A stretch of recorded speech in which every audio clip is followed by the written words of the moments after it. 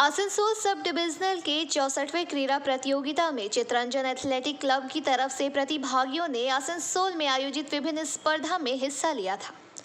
इस क्लब में 38 खिलाड़ियों ने ऐसा प्रतियोगिता में हिस्सा लिया था जिसमें 35 खिलाड़ियों ने पदक जीते। इस बारे में जानकारी देते हुए चितरंजन एथलेटिक क्लब की डिस्कस थ्रोअर रितिका कर्मकार ने बताया कि उनके क्लब की तरफ से 48 खिलाड़ियों ने उस प्रतियोगिता में हिस्सा लिया था, जिसमें से 35 खिलाड़ियों ने पदक जीते।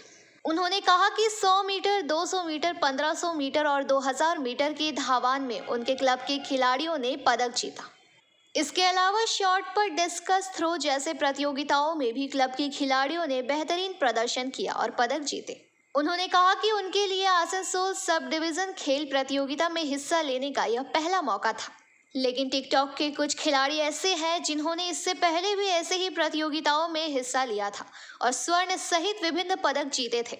उन्होंने कहा कि अब उनका लक्ष्य सब डिवीजन से आगे जिला, प्रदेश तक राष्ट्रीय स्तरों से खेलों में हिस्सा लेना है।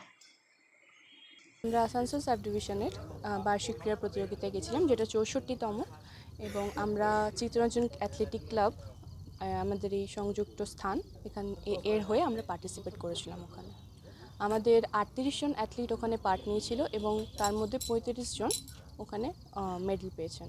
কোথায় খেলাটা কোথায় হয়েছিল? আসানসোল সাব ডিভিশন, আসানসোলের পোলো গ্রাউন্ডে। কোথা থেকে এসেছিল অংশগ্রহণ করতে? ওখান থেকে চিত্তরঞ্জনেরও কয়েকজন ক্লাব ছিলেন, আর দুর্গাপুরের ছিলেন এবং অন্যান্য বাইরের, ওটা আমার অতটা অজানা। কেমন লাগলো এই যে ওইখানে খেলার পরে এই যে এতগুলো মেডেল? অত্যন্ত ভালোই লাগছে, খুশির খবর। আমাদের ক্লাব এতগুলো মেডেল জিতেছে, 38 জনের মধ্যে আমরা 35টা মেডেল পেয়েছি এবং একটা আলাদা এক্সপিরিয়েন্স হলো, নিজের কমফর্ট জোন থেকে বেরিয়ে খেলার চান্স পাওয়া গেল। এটাই প্রথম? হ্যাঁ, এটা আমার প্রথম। বাকি অনেকেই আছে যারা অনেকবার খেলেছেন, অনেকবার গোল্ড জিতেছেন, এবারও গোল্ড জিতেছেন। কোন কোন খেলায়? আমরা সব রকম খেলাতেই পার্ট নিয়েছিলাম, যেমন 100 মিটার ছিল, 200। কীভাবে তৈরি করলেন? এই দেখুন, এইটা একদিনের ব্যাপার নয়, এটা বছর পর বছর ট্রেনিং করতে হয়। আর সায়েন্টিফিক ওয়েতে আমরা ট্রেনিং করাই। প্রত্যেক দিন আলাদা আলাদা শিডিউল থাকে।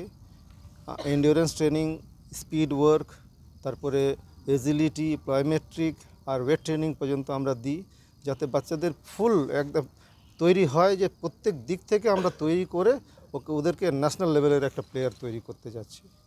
এরা কি প্রথম সাব ডিভিশনে খেললো? না, এই গত 17 বছর ধরে আমরা পার্টিসিপেট করছি, আমার ক্লাব পার্টিসিপেট করছে। কী নাম ক্লাবের? আমার নাম, ক্লাবের নাম হচ্ছে চিত্তরঞ্জন অ্যাথলেটিক ক্লাব।